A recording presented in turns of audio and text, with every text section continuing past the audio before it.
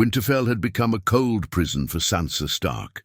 After her forced marriage to Ramsay Bolton, the once proud walls of her home were filled with screams, pain, and fear.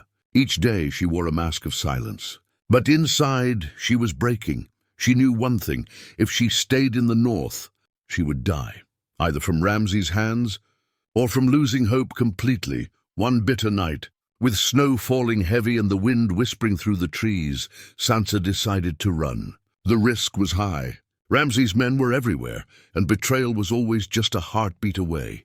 But there was something stronger inside her now, a voice whispering that freedom was still possible. She slipped out with nothing but a small bag, wearing thick furs and boots. Her fingers were numb, her breath sharp in the cold air. She had sent a secret message to an old servant of House Stark, a man who still remembered her mother, Catelyn. His name was Thomas, and he waited for her at the edge of the Wolfswood with 2 fast horses. "You sure you want this, my lady?" Thomas asked, handing her the reins. "I'm not a lady anymore," Sansa said. "I'm just someone who wants to live."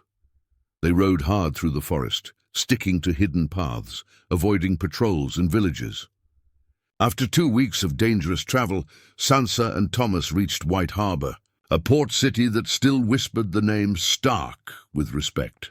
There, Sansa found a ship, a Braavosi merchant vessel headed to Essos. She had heard whispers of a woman across the sea, a Targaryen queen who had freed slaves and burned tyrants. Daenerys Stormborn. Sansa didn't know if the stories were true, but something about that name gave her hope. She used her family's name, quietly, in secret, and paid the captain with the last of her silver to allow her and Thomas to board. No questions asked. As the ship pulled away from Westeros, Sansa stood on the deck, the cold wind tearing at her cloak. She looked back only once. The north disappeared into the mist. "I'll come back one day," she whispered. But not as a prisoner. Never again. The journey to Essos was long and rough. Storms battered the ship. Food was short. Thomas fell ill for a time, and Sansa had to care for him like a brother. But through it all, she felt something she hadn't felt in years, the fire inside her returning. She was still afraid, but she was no longer helpless. In Meereen, the city where Daenerys Targaryen had made her throne, the ship docked. The city was hot and full of strange smells, sounds, and colors. Sansa had never seen dragons, but even from afar, she could hear the deep, terrifying roar of wings above the pyramids. It was Thomas who found a way to speak with one of the Queen's advisors, Missandei. When Sansa told her who she was, Missandei's eyes widened. "The Queen will want to meet you," she said. And so, just days later, Sansa stood inside the Great Pyramid of Meereen, under the burning sun, face to face with Daenerys Targaryen. She was everything the stories had said: beautiful, powerful, with eyes like fire and ice. But Daenerys did not look at Sansa like an enemy. "I know your name," Daenerys said softly. "You are Ned Stark's daughter." "I came here because I had nowhere else to go," Sansa said, her voice shaking. "I was betrayed, abused, nearly destroyed. But I want to fight. I want to help stop the monsters who took my home." Daenerys studied her for a long moment, then nodded slowly. "Then we are not so different." And just like that, something began, not just an alliance, but a quiet, dangerous friendship between 2 women who had been broken by the world, but who refused to stay broken. Sansa Stark had crossed oceans to find a queen. Now she stood beside one. Meereen was nothing like the north. It was hot, loud, and alive in a way that overwhelmed her senses. The smell of roasted meats and spices floated in the air. The streets buzzed with traders, freedmen, and children chasing each other barefoot under the burning sun. And above it all, the dragons soared, shadow and flame carved against the sky. At first, Sansa felt like a ghost in this strange land. She wore simple robes, kept her hair tied back, and tried not to draw attention. She spoke little and listened much. The people of Meereen didn't know her name, and she preferred it that way. After all, being Lady Stark had brought her more pain than power, but Daenerys Targaryen saw her. Not just her name or her past, but her scars. Too, The kind that didn't show on the skin. You walk like someone waiting to be struck, Daenerys said one morning as they took breakfast alone on the terrace of the Great Pyramid. Sansa lowered her eyes. That's because I was. The Queen said nothing at first, only poured her wine. I was sold at 13, called not a queen, only a gift. I was beaten, touched without permission, and used. I know what it feels like to be powerless. Sansa looked at her then, really looked. And something inside her shifted. They weren't so different after all. Over the next few weeks, Sansa began to find a rhythm in Meereen. She assisted Missandei in organizing the Queen's letters. She watched council meetings quietly, offering an observation here and there. Grey Worm respected her calm nature. Tyrion, though surprised to see her alive, welcomed her presence with genuine warmth and guilt. I should have never left you in King's Landing, he told her once. After a long night of wine and honesty, I should have stabbed Joffrey at our wedding, she replied with a dry smile. Tyrion laughed, but there was pain in his eyes. Maybe we both could have done more. Still, not everyone trusted Sansa. Daario Naharis often eyed her with suspicion. She's a noblewoman from Westeros, he told Daenerys one night. And you know what noblewomen do when they're desperate. They lie. She's been through more than you ever will, Daenerys snapped back. Don't mistake pain for politics, but the doubts weren't entirely wrong. Sansa had come to Meereen for safety, but also for strategy. She listened as Daenerys spoke of returning to Westeros, of fire, blood, and the Iron Throne. Sansa knew the North was broken, her family scattered, Winterfell ruled by a monster. She didn't just want to survive anymore, she wanted to reclaim what was stolen. One night Sansa sat with Daenerys on the balcony overlooking the city. The moon hung above them like a watching eye. Below, Meereen glowed golden in the dark, quiet for once. I want to fight, Sansa said. Not just with words. Daenerys looked at her carefully. You don't strike me as a warrior. I'm not, Sansa admitted. But I can lead, I can learn. And more than that, I understand the game now. I know what men like Ramsay do. I know what Cersei is capable of. And I know how to be underestimated, Daenerys smiled faintly. Good, let them underestimate us. There was a new fire between them now, a shared hunger for justice, for power, maybe even for vengeance, but not everything was simple. That same week, a raven arrived from Varys. Jon Snow has been named Lord Commander of the Night's Watch, Daenerys told her, holding the letter. Sansa's heart stopped. He's alive. It seems so. She took the letter and read it over and over. Jon, her brother, the boy she used to chase through the halls of Winterfell, the one she had thought dead for years. A part of her wanted to rush back, to ride to the wall and find him. But the smarter part of her, the part that had survived Littlefinger Joffrey Ramsay, told her to wait. Do you trust him? Daenerys asked. Sansa nodded slowly. If anyone in Westeros still remembers what honor is, it's Jon. Daenerys tapped her fingers against the table. Then perhaps when I go to reclaim the Seven Kingdoms, you will bring me the North. Sansa met her eyes. And what will you give in return? For a moment there was silence. Then Daenerys smiled, not cruelly, but with something deeper. Admiration, perhaps, respect, fire, she said, and freedom. That night, Sansa didn't sleep. She stood at the edge of the pyramid, watching the dragons in the distance. For the first time in years, she didn't feel like a pawn. Not a wife, not a hostage, not a girl praying for rescue. She was something new now, a player. And this time, she had dragons on her side.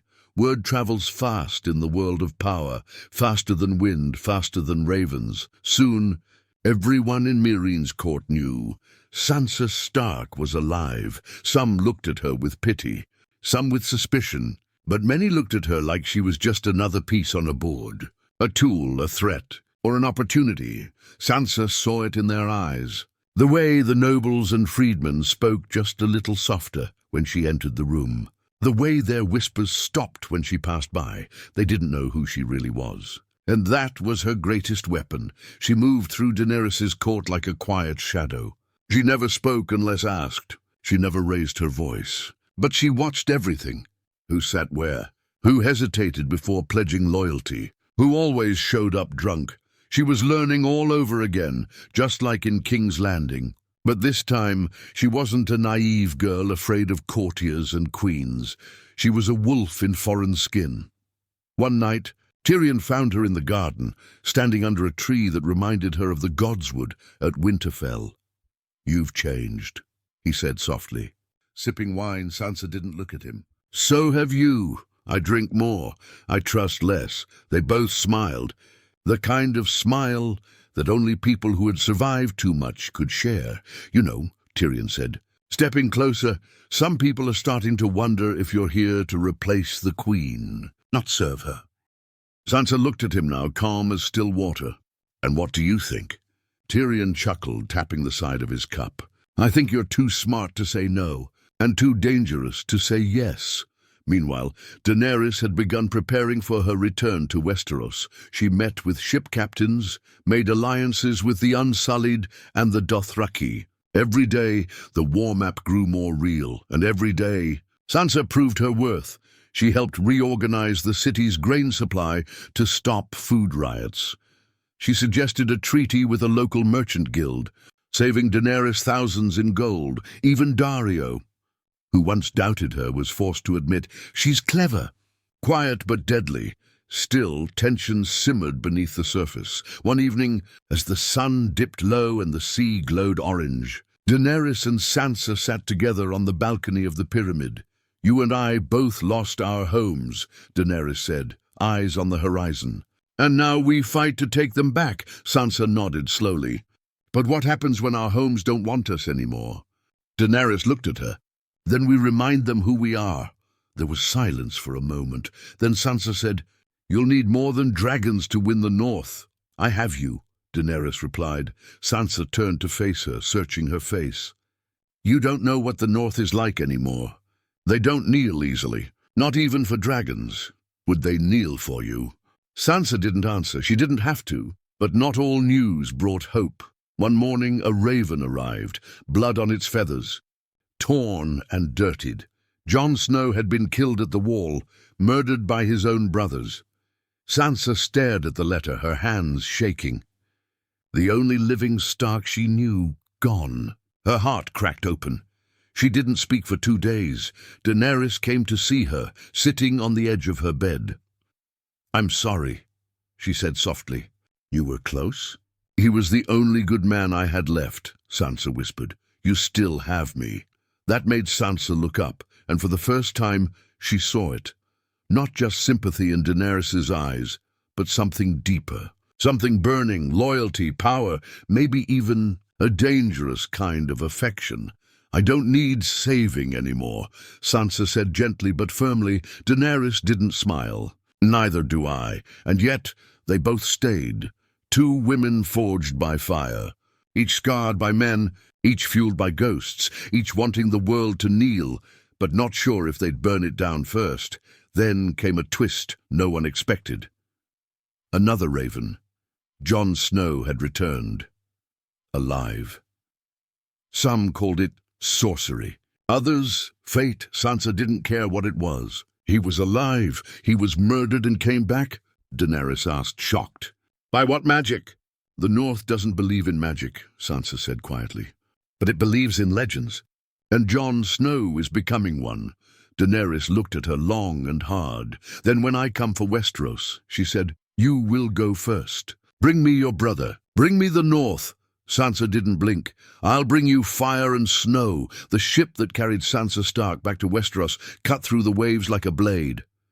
She stood at the bow, wind in her hair, her heart torn in half. Part of her still felt like the girl who had fled Winterfell in the dead of night. But that girl was gone now, buried under layers of pain, blood and lessons learned the hard way. Now, she returned not as a broken Stark, but as Daenerys Targaryen's whisper in the shadows.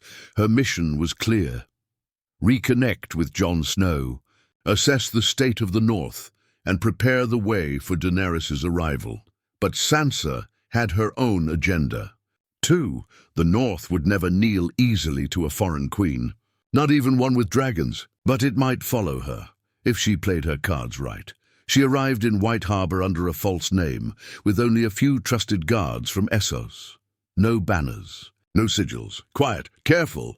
It was there she met Davos Seaworth, the smuggler knight who now served Jon Snow. He was older, wiser, and suspicious. "You look familiar," he said, squinting at her over a cup of ale.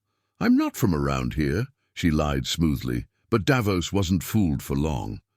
Later that night, he found her standing by the docks, staring at the dark sea.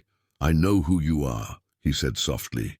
"And if you've come to betray Jon, I'll throw you into that water myself." Sansa turned, her face unreadable. "I came to save him from what's coming." Davos studied her, then finally nodded. "Then we'd better start talking." Soon word reached the wall. Jon Snow was riding south to meet with northern lords and rally support. Sansa arranged to intercept him at a small inn outside the Dreadfort's ruins. When she saw him, she froze. He looked older, harder, eyes tired, face worn. He carried the weight of death on his shoulders, and something else, something deeper. Like he'd seen something no man should. "Sansa?" he whispered, his voice cracking. She ran to him, arms around his neck, tears spilling freely. For a moment they were just two broken souls reunited. Then reality returned. They sat by the fire that night, talking in low voices. Sansa told him everything, or almost everything. Her escape, her time in Essos, the horrors she survived, the strength she found. But she did not yet mention Daenerys. "Not yet. I thought I lost you," Jon said. "You did," she replied. "But I found myself again." He looked at her, truly looked. "You're not the same girl." "Neither are you." The next day, Jon brought her to the Northern Council. Some lords were suspicious. Others cried at the sight of her. But when she spoke, calm, fierce, full of quiet fire, they listened. She told them stories of the world beyond the sea, of freedom and dragons, of rulers who rose from ashes, and slowly they started to believe she might be the North's best hope. But secrets don't stay buried forever. In a cold stone room, with only Jon and Davos present, Sansa finally spoke the truth. "There's someone else," she said. "Someone who wants to help reclaim Westeros. Someone with power, real power." Jon narrowed his eyes. "Who?" Sansa met his gaze. "Daenerys Targaryen." Jon stood. "A Targaryen?" "She's not her father," Sansa said quickly. "She's not mad. She's something else. She frees slaves. She punishes tyrants. She's like you, Jon, only with dragons." Davos muttered a curse under his breath. Jon paced the room, torn. "And you trust her?" Sansa hesitated. "I don't trust anyone. But I believe in her, and I think she believes in me." Jon stopped pacing. "Why would she help us?" Sansa stepped closer. "Because she wants to save the realm. Because she sees the threat beyond the wall. And because I promised her the North." Jon's jaw tightened. "You what?" "I promised her me," Sansa corrected. "My knowledge, my people, my voice. But not blind loyalty. I told her I would bring her a meeting, not a crown." Jon stared at her. "And what if the North doesn't want her?" "Then she'll have to earn it," Sansa said simply. Outside, the snow had begun to fall heavier. Winter was truly here, and so were old threats. The Boltons were gone, but whispers of remaining loyalists remained. Wildlings were scattered. White Walkers stirred in the distance. Jon saw the truth. They needed allies, and dragons didn't sound like the worst thing anymore. "So," he agreed. "Send the Raven," he said finally. "She can come, but I'll judge her with my own eyes." Sansa nodded, but something inside her shifted, because even she wasn't sure anymore whose side she was truly on. The North's, Daenerys's, or her own. And as the flames of war began to rise, one thing was clear: the game wasn't over. It was just beginning. The dragons came at dawn. A roar shook the skies above the North as three monstrous shadows tore through the cold morning air. The people of Winterfell looked up, frozen in awe and fear, their breath catching as wings like sails passed over the castle. For most of them, dragons were legends, old tales told by hearthfire. Now, those legends were circling overhead, and Daenerys, Stormborn of House Targaryen, had arrived. She rode Drogon herself, black wings cutting through the mist, eyes burning like coals. Behind her came Viserion and Rhaegal, smaller but no less terrifying. On the ground below, unsullied soldiers marched in perfect silence, their silver spears gleaming in the pale light. Sansa stood atop the battlements of Winterfell, her heart pounding. "She's not subtle," Jon muttered beside her. "She never claimed to be," Sansa replied.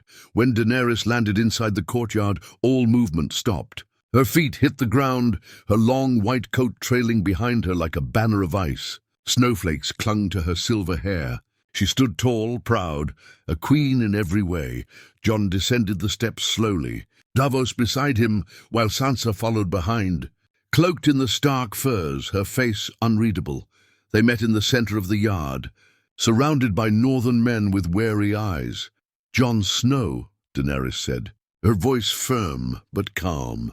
"Your Grace," Jon replied, bowing his head slightly. "Welcome to the north." Daenerys glanced around, taking in the cold faces and colder air. "I wasn't sure I'd ever see snow again." "It's not as romantic as it sounds," Sansa cut in smoothly. Daenerys turned to her and smiled. "Not warm. Not cold, careful, calculating, Lady Stark, or should I say, Queen of the North?" "I never wore a crown," Sansa said, "but I know how it feels to carry a kingdom on your back." For a moment silence stretched. Then Daenerys gave a single nod.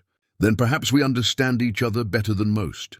But understanding did not mean trust. In the days that followed, Winterfell grew colder, not because of the weather, but because of the tension between fire and snow. The northern lords did not trust Daenerys. They whispered that she came to conquer, not to help, that her dragons were not protectors, but weapons. Even Jon felt it.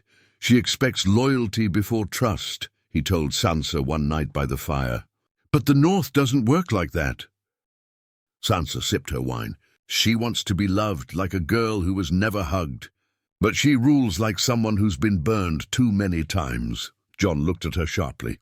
"Don't underestimate her, Sansa." "I'm not," she replied. "I'm watching her." And Daenerys was watching too. She noticed the way the northern lords listened to Sansa, how her words carried weight, how her silence sometimes said more than a speech. One evening, Daenerys approached her in the Godswood, where the old weirwood tree stood, red leaves whispering secrets. "I see how they look at you," Daenerys said, voice soft. Sansa didn't look at her. "They look at me like I survived." "Because I did." Daenerys stepped closer. "I don't want to take your home from you, Sansa. I came to fight for it. And yet you want them to kneel. They kneel to keep their freedom, not lose it." Sansa finally turned. "And when the war is over, what then? You sit the throne, and the North becomes just another name on your list?" Daenerys held her gaze. "I want peace," Sansa's voice dropped. "So did my father. It got him killed." The tension between Daenerys and Jon was different. Not cold, not sharp. It was quiet, burning, conflicted. He admired her strength. She admired his honesty. They trained together in the yard, rode out to scout the wilds beyond the wall, shared quiet meals where few words were spoken, but eyes said everything. Sansa saw it. So did Tyrion. "She's drawn to him," Tyrion said quietly one night. "It's dangerous," Sansa looked at him. "Not if he stays loyal. And if he doesn't, then I burn the game board down myself." But before politics could settle, a new threat came. A rider arrived at the gates, half dead, frozen, whispering only two words: "They're coming." The Night King had crossed the wall. An army of the dead marched toward the living. And suddenly all pride, all crowns, all arguments meant nothing. Jon stood before the northern lords, Daenerys at his side, Sansa flanking him in the direwolf's shadow. "This is not a war for thrones," Jon said. "This is a war for survival." Daenerys raised her voice. "I did not come here to rule the North. I came here to save it." The room was still. Then Sansa stepped forward. "If we stand divided," she said, "we all die. Stark, Targaryen, Snow, Dragon. It won't matter. Winter doesn't care who we are." Jon looked at her, surprised. So did Daenerys. Sansa raised her chin. "We fight together, or not at all." And with that the North bowed, not in surrender, but in unity, for now. But in every alliance, trust is borrowed, not given, and in the shadows of Winterfell, Secrets still stirred, because when the war ended, only one ruler could sit the throne, and only one queen could walk away alive. The long night came without mercy. The white winds roared across the north, and with it came the dead, thousands of them, their eyes glowing blue, their silence louder than any war horn. The Night King marched at the center, riding his undead dragon through a sky filled with ash and snow. Winterfell stood as the last wall between life and extinction. Inside its walls, every name, noble and common, stood shoulder to shoulder. Stark, Targaryen, Snow, Dothraki, Unsullied. It didn't matter now. The enemy didn't care for bloodlines. They would all die the same. Sansa stood on the battlements, wrapped in furs, her fingers cold around the edge of the stone. She wasn't a fighter. She wasn't meant for swords. But she had stayed. She had chosen not to hide, because this was her home, and she would not abandon it again. "You should be in the crypt," Jon told her, his armor stained with soot and blood. "I belong here," she replied. "If I die in the north," Jon didn't argue. He only looked at her like he was seeing her for the first time, not as his little sister, but as a woman who no longer needed anyone to protect her. "She believed in you," Sansa said, voice quiet. "Daenerys," Jon looked away. "And now?" Sansa didn't answer, because somewhere in the distance Drogon roared, and the sky turned black. The battle was chaos. Fire met ice. Screams filled the air. Arrows lit the night sky like falling stars. Dragons clashed mid-air, shaking the earth below. The dead climbed the walls like ants, pulling down soldiers, tearing through shields. Jon fought like a man possessed, blade swinging, face covered in sweat and frost. Daenerys burned wave after wave of whites, but even her fire was not enough. The Night King was too strong. His army never stopped growing. And then he found them, Daenerys and Jon cornered in the godswood, snow falling like ash. Blood on their faces, death between them, Jon charged, and the Night King struck him down, not dead, not yet, but broken, lying on the ground, sword slipping from his hand. Sansa arrived moments later. She had followed the trail of smoke and flame, knowing the end was near. She wasn't a warrior, but she had come with one final weapon, dragon glass hidden in her sleeve, the blade small, thin, sharp as truth. Daenerys faced the Night King alone now. He stepped forward, raising his icy spear, and in that moment, when the world slowed, when all seemed lost, Sansa Stark struck from behind. She plunged the dagger into his spine, right through the cracks of his armor. The Night King turned, surprised. For the first time, he looked afraid, and then he shattered, ice cracking, breaking, blowing away in a storm of shards and smoke. Just like that, he was gone. The army of the dead collapsed. The war was over, but the cost had only just begun. After the fires were put out and the bodies buried, Winterfell stood quiet again. Jon survived his wounds, but barely. Daenerys did not speak much. She had seen death before, but this time it had come too close. And Sansa had done what no one expected. She had saved them all. The North sang her name in the streets. They called her the Wolf Queen, the Blade of Winter, the true Lady of Ice. And Daenerys heard it every time. She tried to be gracious. She tried to be noble. But power never liked being borrowed. And Sansa's name was growing too loud. "You betrayed me," Daenerys said one night in the war room, her voice shaking. "I saved you," Sansa replied. "That's not betrayal. That's what leadership looks like. You turned the North against me." "No," Sansa said, stepping closer. "You did that yourself. You came with fire. I came with truth."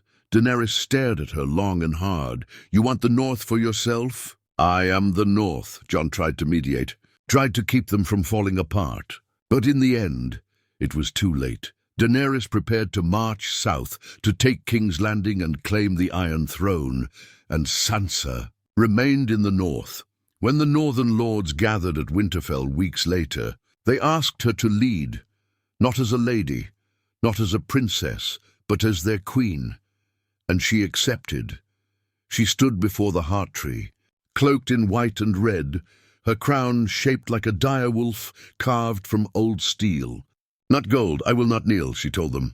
"Not to dragons, not to fire. I will stand, always." And the North roared her name. Years later, tales were told across taverns and castles alike.